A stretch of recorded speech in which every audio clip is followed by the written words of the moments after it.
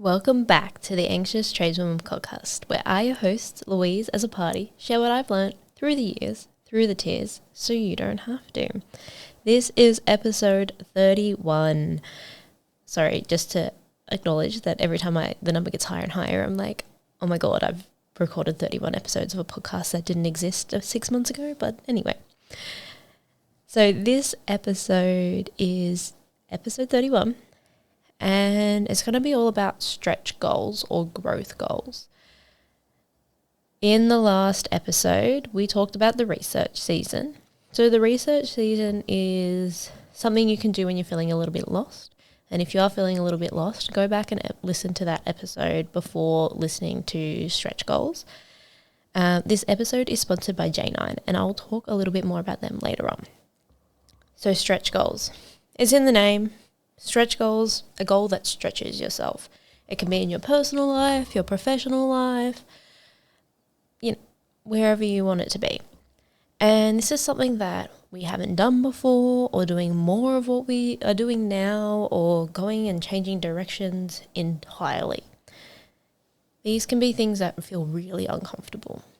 And the thing is about things that feel really uncomfortable, sometimes, we've just gone through the new year, so it's all been like, woohoo, what's your goals on social media and whatever. And to be honest, I've been guilty. I've done it as well.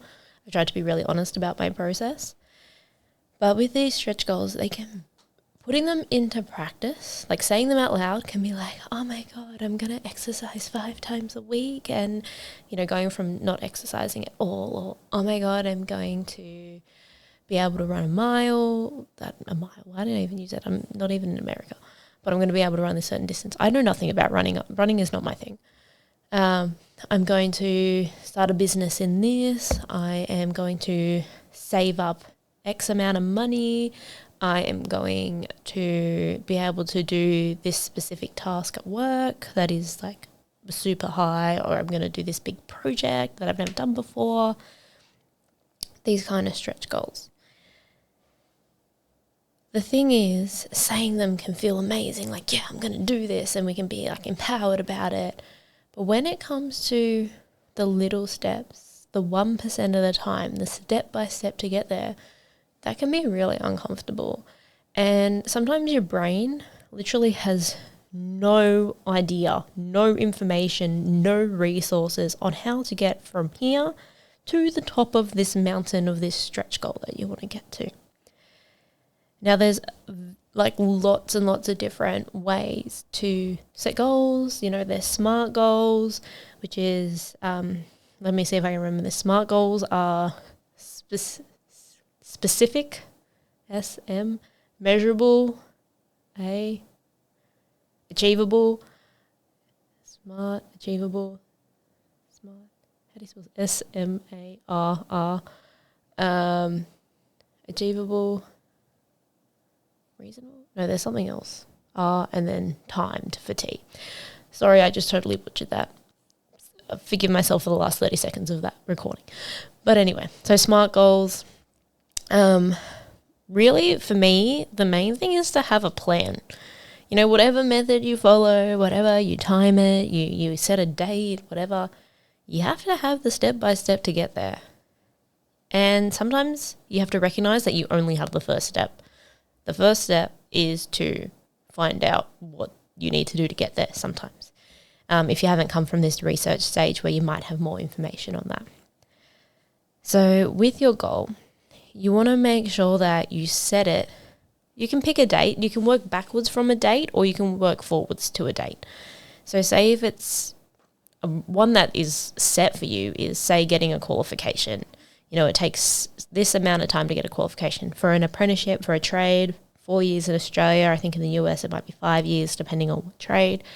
That's a set amount of time.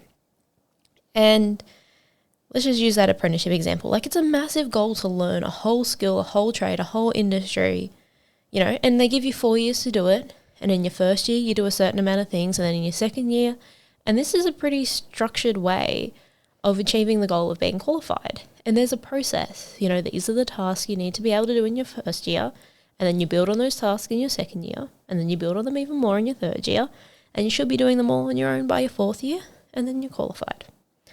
So we can actually take that apprenticeship model and put it into anything you can be doing. I like to refer to learning stages as apprenticeships. Like I'm doing when I was going through all the relationship and learning how to do relationships and boys and all that kind of stuff, I'm like, oh, he was just part of my apprenticeship in relationships, which sounds stupid, but it's a really good way to look at it lightheartedly.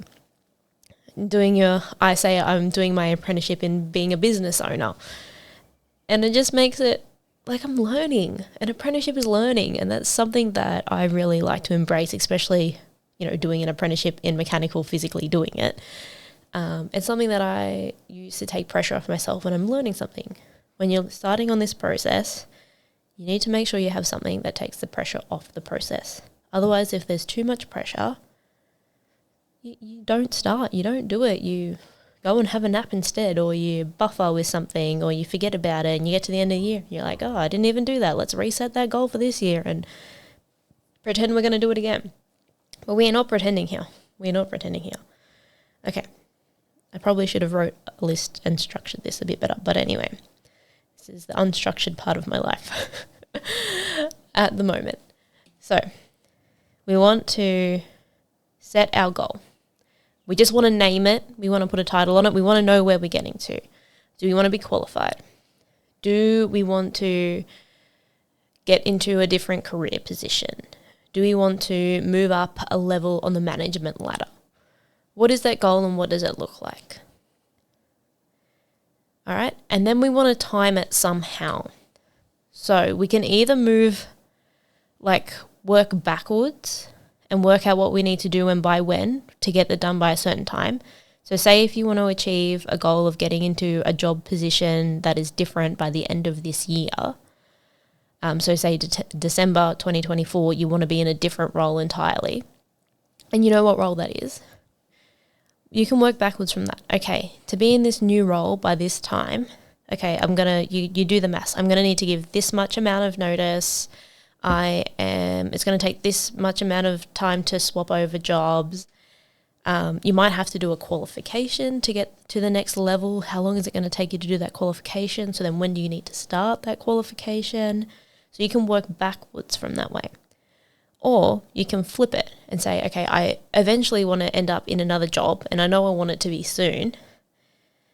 Okay, so to get that job, I need to do a qualification. That qualification takes 6 months. And then from 6 months, then it's going to take a few weeks to get my certificate. And once I get my certificate, then I'll be able to start applying for jobs. And then it should take 2 months for the application process to go through and then the interview process. And then about a month after that, I should be starting in the job. So you can do it that way as well. Another way that I like to do it as well, when we are in trades, often we want to get quicker at our job times. And I really like this goal because you might be in a stage where you don't want to push in your career, you don't want to push in life, but you really want to be the best tradesperson you can be. So working on your job times is something that you can do to motivate yourself within the career and be better at the career that you're already doing. Obviously, we don't want to get rid of the quality of our work. So there's that quality time and quality kind of equation that you can either be working out on this process or you know what it is. So say and especially if you're a first year apprentice, this is a good one to do, or an apprentice in general, because often we're learning something new and it takes us a while to do it and we want to get quicker. Now we're going to use a completely basic example. Often I go back to mechanical. So let's talk engine servicing. All right. So depending on where you're doing and what type of engines you're working on, where I was working, it was like ideal for you to do an engine service in 2 hours, from bringing the truck in, plugging in, pulling filters off, checking part numbers, getting parts, putting them on, filling oil, going washing, doing all your inspection, washing the truck, paperwork done, 2 hours, right? But as an apprentice, like right at the beginning, sometimes it will take you all day because you were trying to work out how to use the tools and you couldn't, your body was feeling really awkward and you needed to get this filter off and you'd never done it before in this position. So you're working how to put your hands and the best tool to use, and you got your part numbers mixed up, and so that took you a bit longer. So say if you started at this point where something would take you a whole day, so 8 hours, and you wanted to get it down by December of 2024, you wanted to get that down to 2 hours. Obviously, that doesn't happen overnight, and sometimes we end up bullying ourselves because we expect it to happen overnight. Okay, now I know I'm going to do it in 2 hours tomorrow. From 8 hours to 2 hours, that is like 4 times quicker. You know, I'm not saying it's impossible, but I haven't really seen it done too many times, and personally, I can't do it. So, we can literally break this down into 15-minute increments. So when I'm recording this, and when it comes out, it's going to be January, right? So between January and December, let's just use the months in the middle. So you got 10 months, right? To get from a task that takes you 1 day, you want it to take you 2 hours. So, actually, I'm going to write this down and do this math while I talk through it. I probably should have prepared this earlier. Okay, so we want to cut 6 hours time off that. It'll probably be really good to hear the process anyway, so then you can apply this to whatever you want. And this is literally what I do with my goals, with my money goals as well. So then you can say this is the amount that I want, and then you divide it to like how much you need to save each week or each fortnight or each month. So we want to take 6 hours off our job time, and let's say we lose them 4 weeks at the beginning, 4 weeks at the end, 8 weeks, 52 weeks in a year. So we want to do it in 10 months because we're going to start in February and we're going to be there by December, by the 1st of December. So we take off 8 weeks. So we have 44 weeks, right? So we want to take off 6 hours. So let's work in 15-minute increments, right? So 6 times 4, because there is 14 increments, four 15-minute increments in an hour, and then we've got 6 hours. So that's 24. Right? So this actually gives us time to play with, right? If we try and cut 15 minutes off the task each week, then we will be done in 24 weeks. And we have given ourselves 44 weeks. So that gives us some time to have a bit of regression as well, because often we can like be building up and then we might have a dip in our confidence and we want to solidify those times. So especially at the beginning, you might need to give yourself a bit more grace, and it might take you maybe 2 weeks to cut that 15 minutes off. And then as you get quicker and quicker. So by having the goal, so we have the goal of doing something 4 times faster, but we're working on doing it 15 minutes quicker each week, which is possible. It doesn't seem so overwhelming, and we can stretch that. Like doing something 4 times faster is an amazing like achievement. So we want to break it down into something that is possible. It's kind of like, you know, I don't know, I've been a dancer like my whole life kind of thing, not well, but for fun. I've actually taken a year off, which I need to get back into that. But it's like doing stretching to get your splits or to get some specific movement, or, you know, going to the gym. You don't go from lifting 10 kilos to lifting 40 kilos in one day. You go 10, 11, 12, 13, 14, 15, and you work on it over time. That's what you do. And with getting quicker at things, you work on them over time. With saving money, you work on it over time as well. Like if you have a car that you want to get, it's really good to, you know, you have this dream car in mind and you've got an image of the car, but it's really good to look at it and get specific, get the amount. So, okay, I was actually doing this last night as well, looking at cars and thinking, okay, I can't get the car right now, but I need to know for myself what amount of money I'm working towards, so then I can work towards it and do the math backwards. How much do I need to save each week to get this amount by this time? Or, you know, working the other way, I want to get this amount of money and this is only how much I can save each week. When could I get the car? So going that way as well. So these stretch goals, they're going to help us achieve amazing things.